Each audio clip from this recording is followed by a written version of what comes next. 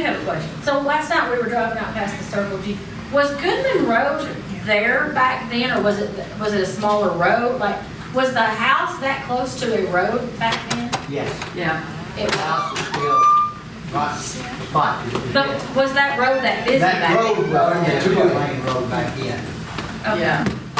See, when you turned off of, 51. 50, well, no, but you come down the expressway and you turned off on Goodman Road here. There's one little place, it was like an ice cream stand on There the was right-hand side. Up in here. Till you got to Horn Lake and all those. So y'all came that way, y'all didn't come up by the CVS when y'all came? From Graceland? When Yeah. we would come with Elvis, we would go straight down 51 There was Highway. nothing here. It was 51 Highway back then, and turn on Goodman Road in Horn Lake. They called it Bullfrog Corner. And we turned there and went straight to the ranch. And just, you know. I was just surprised that the house being so close to the road. Yeah. That's, Well, back then, what they had to do is they put up big, They put a fence. a high, and blocked it off with, I don't know what it was. It was just like Graceland, it had the fence, the Yeah. white wood fence. But the people across the street would get on top of their house to zoom in and, you know. and was that little church there? It's there now? There wasn't anything there. No, It wasn't. no. They later built a bank on the corner. I don't know if it's still, because we haven't been down there in years. Don't go down there. Nah, we don't go to Graceland. We don't go to the ranch or anything like that. You know, Graceland's like just there, you know, to us. Yeah. I mean, I understand everybody else, you know, that if you haven't seen it, and it is. That's not me. But to us, it was like home, and It's empty now. It's yeah. And it's too commercial, and they're too expensive. I mean, they've gone nuts with their, you know.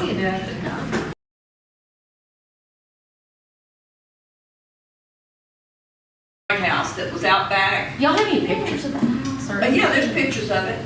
What year did y'all bulldoze that? We moved up there in 74. Yeah. 74. He had to say it before. Is when y'all mowed it down? No. Oh, no, that was in, bulldozed that down was in before. 66. That's what I was thinking, it was in the sixties, Yeah. because Priscilla Well, he mentioned did it it. to make room for the horses. Mhm. And then he decided, that was our cowboy and. But y'all had already moved out of your daddy and everything. Oh, yeah, we moved out in, last part of 60. Yeah. What they had intentions, a lot of people say Elvis moved out. But anyway, he wanted to have his daddy a home built there. And that's what originally was going to Yeah. occur. That's why we moved out. And then they got into this thing, you know, splitting the zoning, splitting the land and all that kind of stuff. And by then, when Elvis had got back out of Germany, they had started building Graceland subdivision. So, like Martin, he said, I'll just get a, you know, I'll get a house that's close. Of course, first he got a house on Hermitage, wasn't it? Or Hermitage. No, yeah. Hermitage. I believe, or it may have been both of them. And what was that other street? Oh, But- Hickory. Yeah. And then, of course, he got the one on Dolan, you know.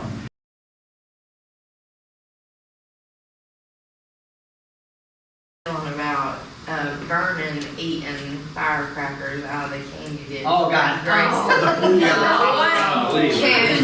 Yeah, she didn't elaborate, so I was wondering if you could tell me That was funny. how that got started.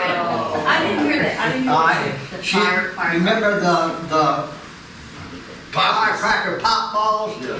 They come in multiple colors. Yes, and the candy And dish. that, I don't know if any of y'all have seen,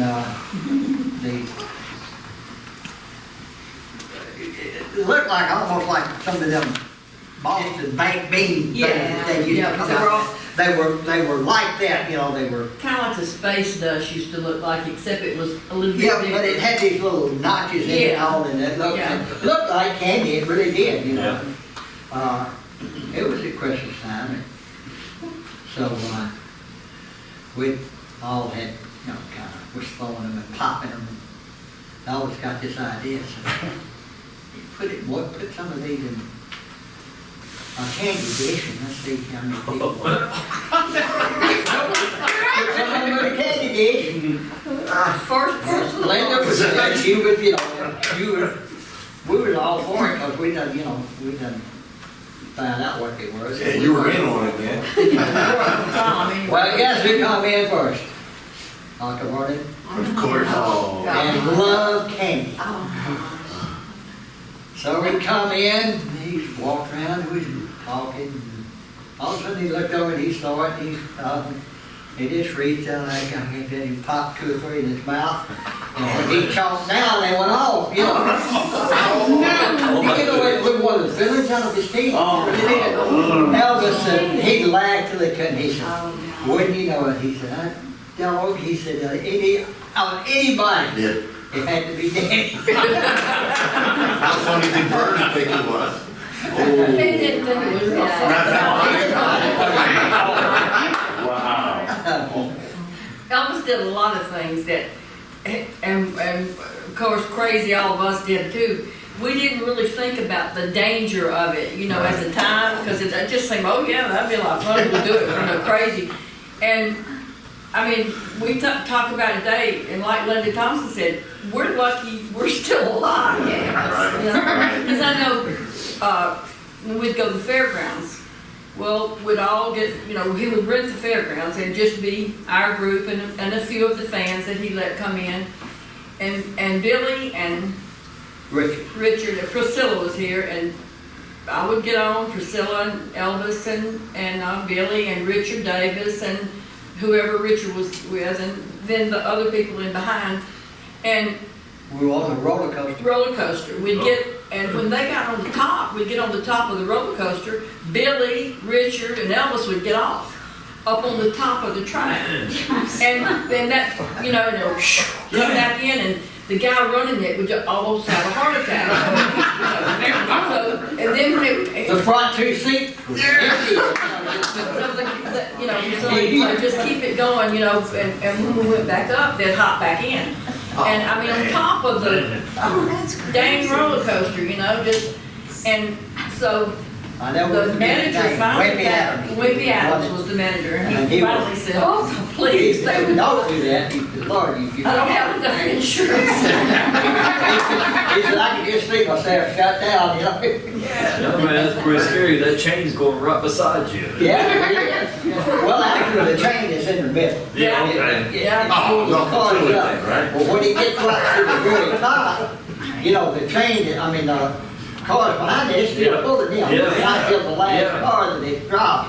So when it got up there, it's going Real slow. Yeah. You know, it almost stops on the top, and they get Had out. plenty of room, you know. Oh yeah, that's a real roller coaster. It was real wide. And then when it went over, you know, but it went well, and when he saw it coming in, he looked and he done that, you know, and he got, of course, he come in, you know, up to the platform where you unload. Man. Boy, he was looking. There's so many Where's trains. Elvis? Where's Elvis? Where's Elvis? Elvis does too, you know, what he does. Where's Elvis? You know? But go ahead. I know you were a little boy when I'll beg you your had pardon. the, I and you might not remember too much, but could you share what you remember about that car ride from Tupelo to Memphis? know. I remember it pretty well. I was 5 years old. We had gathered what few belongings we had, you know, what they call a turtle shell back then. The trunk, that's what it was. The trunk of the car, and believe me, back then, you had a whole heap of room. And Those big old cars. Oh yeah, yeah, back in those And, days, for sure. they had packed it up and that, you know, just killed the hog and That's what gets me. cured it. We still had, you know, 2 or 3 pieces of it left, you know, like ham and maybe, you know, bacon back. And we put that in there, and what a few clothes, and we didn't have any furniture. And it was, you know, it was big enough that what happened was Aunt Gladys and my mama rode in the back seat, and my brother and me in the back seat. But, you know, most of the time I spent my time down in the floorboard because, you know, I was still playing with cars and crap like that. You know. And Elvis rode right in the middle of the bench seat. It wasn't, you know, it wasn't like, you know, these split section you see Yeah. now. It was a solid bench seat. So he was in the middle, and he always talked about that and stuff. Then let him, you know, shift the gears sometime. And we, I think we stopped a couple of times. We stopped one time, you know, and get some water, and stopped one time at a store, and they bought a few pieces of bologna and some crackers. You know, you can buy them right out, you know, crackers when they were open, you know. And sat on the side of the road, you know, ate bologna and crackers. And loved it. And, oh, yeah, that was a treat. We always got to do that on moving day. And then we, you know, could get and drive a little further, and the old car might go to running hot or something, you know, and so I have to let the radiator cool down, and took water in the jug, you know, in case you had to fill it up, because you always knew to let it cool down first, then you put water in it. But we made it method, you know, after about 3 or 4 hours. You know. It takes about an hour and a half, hour, 45 minutes, you know, really, but we stopped sometimes. I remember pretty well. It was quite a trip. Were the kids excited, or were you scared or apprehensive or sad about leaving Tupelo? Or was To me, it didn't make a, you know, a fool where it done. But I was 5 years old. Yeah, there was some, you know, sadness about, because still have a lot of family down there, you know. So I, you know, I know they, you know, hated to leave, you know, some of the family and all. And Elvis, you know, of course, all his friends at school that, you know, he knew and all. So he hated to. And, but, you know, they knew that's what they were coming to Memphis for, was, you know, the better opportunities for better jobs and things like that. So. But the movie was, you know, it was, you know, for them it was a little hard because of the family and all. Just one last quick follow-up. Do you remember, did you all listen to the radio, or did you sing or talk, or? You mean on the ride? Yeah. Just mostly talk. Hell, I don't even know if the radio works or not. But just mostly talk. Thank you. Did you always live in pretty close proximity to Elvis from the time you? Never lived over a block or two away from him until he got, you know, his first record and Yeah. Wow. So you saw him just like every day, just about, pretty much. from the time you were a baby. I might have looked like a baby, but like I said, I was 5, you know, and then from there on, you know, even at 5, I had a fair memory. Now, if you go back to 2 or 3, I might remember 1, 2 little things. You know. What's your first memory of knowing you were, you know, him as your cousin? That's his. Your earliest memory of Elvis? My first memory of him, I was probably about 3, and we lived on North Green Street, and they had a swing, bench swing, you know, chains on down, you know, the old timey type swing. And I remember him pushing in the swing to the ball, which wasn't very long. He wasn't, you know. But, I remember that. Like I say, I can remember riding an old mule to the field with my daddy, you know, and I was about 3 then. That's some little things, you know, but not a whole lot. Now, at the age of 5, yeah, you know, I can remember pretty good from that home. I mean, I remember well when we got to Memphis, and Was it an apartment that you? no, it was a 2-story building actually, and they had changed it into like upstairs apartment, downstairs apartment. They were renting it out. You know, it still had furniture in it. That's really, you know. And what happened, Daddy and Uncle Vernon came to Memphis, you know, a couple, 3 weeks before, and they had, because they were trying to find a place, you know, then, so they found this place on Washington Street. That's when we came up.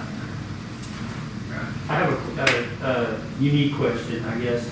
You know, Elvis and Priscilla got married May 1st in a casino or Aladdin. I've always heard they got married in a fever. And then, of course, 1 week later, Anne Margaret married her guy in a casino. Yeah. And so I'm just kind of curious, was there any discussion or anything about the coincidence of that?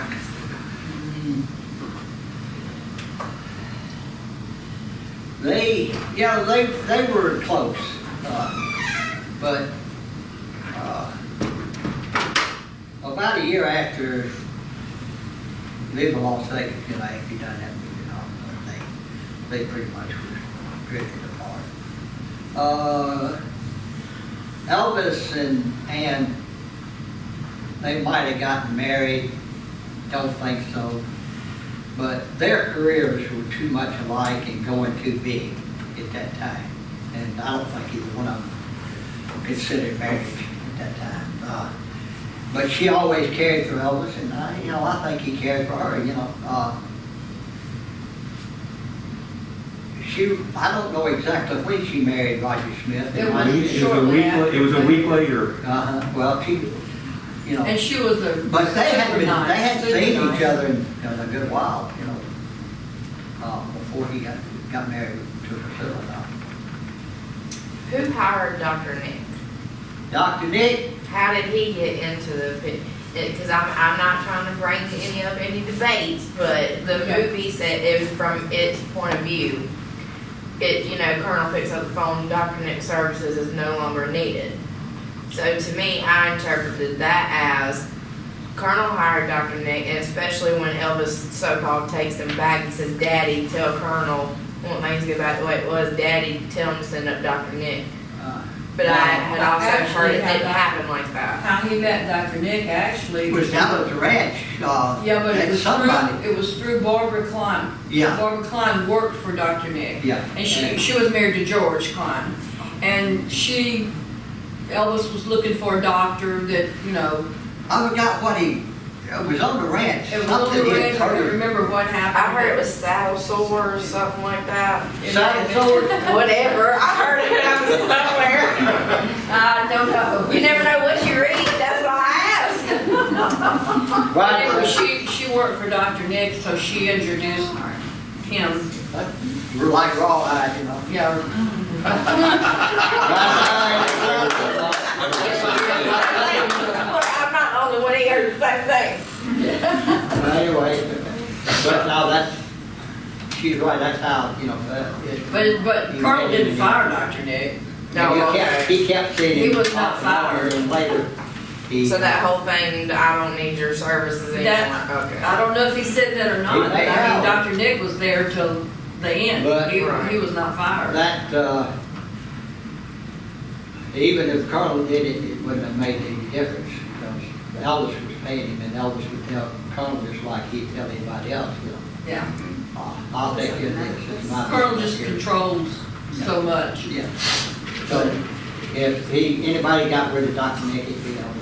Yeah, that was just something I didn't understand from the movie. Yeah, We have learned I over the noticed years that. not to butt in to find people, Billy had a good lesson with Sal, and he got fired. That was the only time I ever interfered.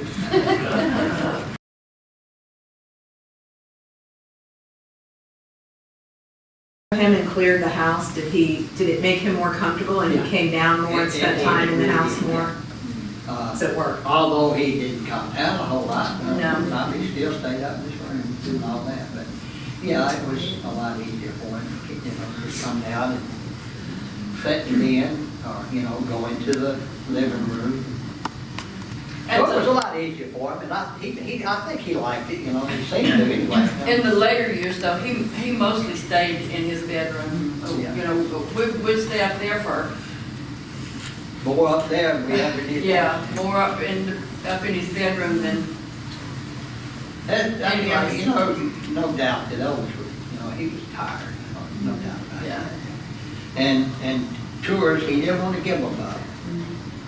He enjoyed going on tours, but he liked when they was over too, where he could come back, you know, rest up. And he actually had thought about increasing the tours. I think what Elvis had on his mind, and this is just my thinking. I think what he had on his mind was to cut down on payroll, do more tours while A question when he gets done. A question. She's Not completely, he never completely retired, but you know, as far as, you know, maybe 2 concerts a year, you know, something like that, because you realize he could have had any big place that seat 40, 50,000 people, you know, and do 2 or 3 tours a year, and that'd be it, and still make the same amount of money that he would make in, you know, 10-day tour. And that's what I, you know, think he had in mind, stuff like that. And I shouldn't have been telling all this, but anything. I think I'm here because I don't think they can hear you. Oh, okay. Well, She has a question. She has a question over here. That's what I was trying to. She has a question. You start talking, and it gets His volume goes down. I mean, he already knows to do what you tell him to anyway. I mean, I don't. Why do you think he wanted to get rid of Lamar as opposed to Dick or Sam or Dean or any of the guys? Well, Dick and Sam were gonna be his top security. And, of course, David and Ricky, you know, they could also, and Dean, they could also fill in. And Al was with the wardrobe. Al, yeah. And Ricky and David, they were all with wardrobe. David was more security, wasn't he? Yeah. Yeah, he was, David, you know, fairly big guy, so. But, And poor old Billy. I mean, was he mad Stanley. at Lamar Was about not something or there. just? So, no, not really. He wasn't mad at him. You know, he just, Elvis just had moods, you know, that he got in his mind and he, that's well, what he would do. I think what it is a lot of the guys, They minded better, maybe?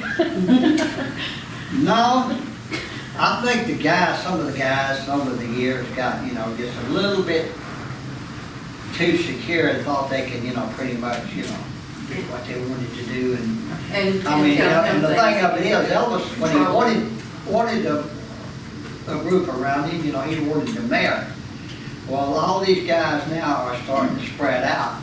They're not even coming to Grayson. You know, it's in California, Lamar's in Nashville, and so on and so on. And so, you know, you know, I don't need a distant, paying this kind of money, I don't need distant friends, you know. So Lamar wasn't in it? Employees, you know. Yeah, a Be lot, when I need. only the ones like us, because we lived up there, and Ricky and David, and Al always came to Memphis, and Dean lived here. So Lamar didn't want to just hang around at Graceland and wait for, okay. No, It wasn't like there was a break between them, or? Yeah, Lamar went to Nashville when we. I thought he did. Yeah, and Joe, we wanted to stay in California. Yeah. And what Billy's saying is Elvis thought, you know, I'm paying them a lot of money, and they're out there, you know, because we only stayed gone on tour no more than what, 14 days? Usually 10 to 12. 10 to 12 days, and then the rest of the months and the 2 or 3 months before we went on another tour, they were out and, you know, doing So their was he own- paying them the whole time? Oh, yeah, yeah. Oh. Yeah, doing their own thing, and he just kind of got to thinking about it. What's your favorite Lamar story? Oh my God. Lamar Fike. I just love Lamar, but Lamar was so dramatic till it was pitiful. I don't know if it's about stepping on Lisa's dog or Well, that was one, but your The bus- safe and reliable your driver. safe, Lamar reliable Fike was Lamar Fike. That was one of the probably- funniest. Who was the advance man? I'm sorry? Now, who was the advance man? Was Jerry Schilling an advance man to go with Colonel and set up dates and do all that? Well, No. Vance man to me was a snitch.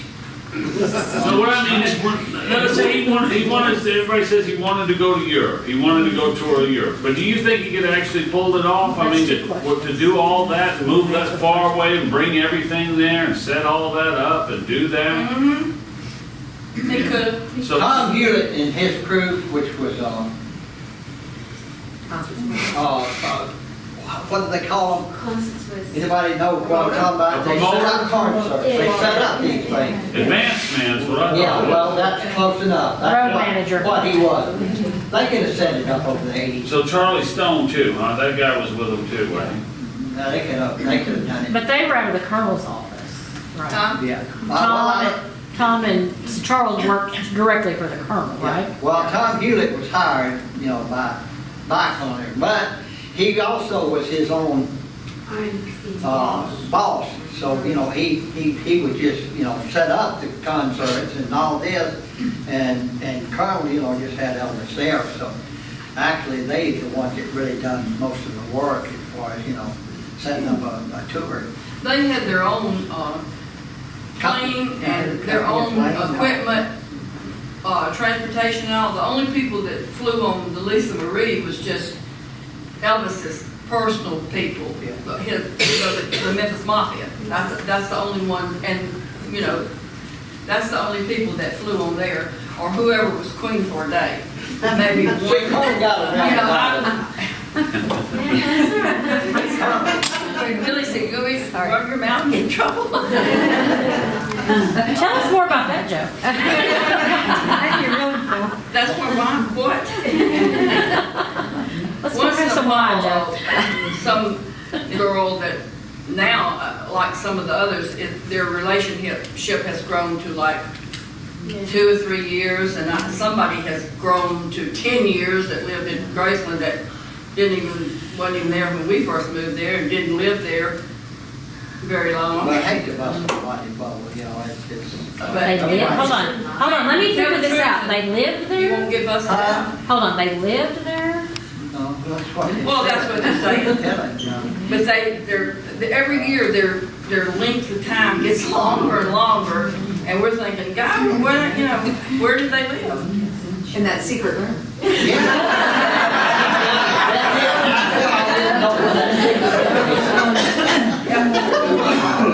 Or there's one guy that tells, and I know y'all all Oh, know it's a who it guy. is, because I've said it on video before, because I don't give a, I don't care. But You don't give a rat. I don't give a rat's ass. But That's what you would say. yeah, that's what I want to say. But he put himself in every story, every place, everything that was told, he was there. Well, hell, he was like this tall, when all those stories were going on. He couldn't have been there. And I'm not going to say, but I had 3 roosters, and I named one, me, Rick, and Dave.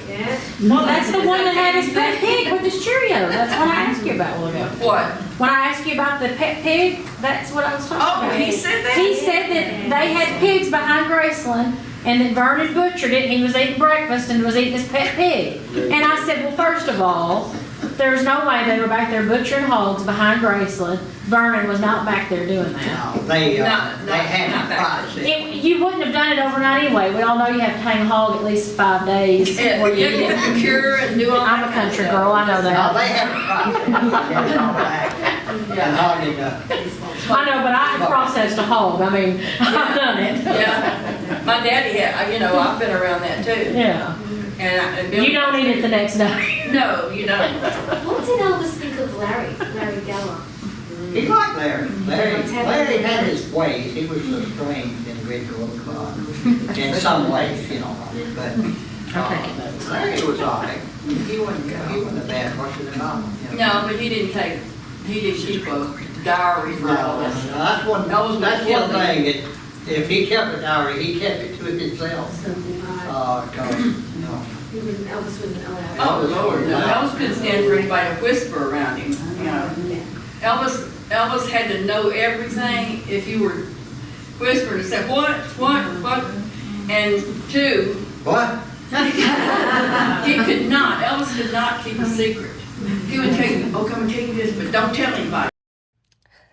Make sure to like, comment, subscribe, and share. Thanks for watching.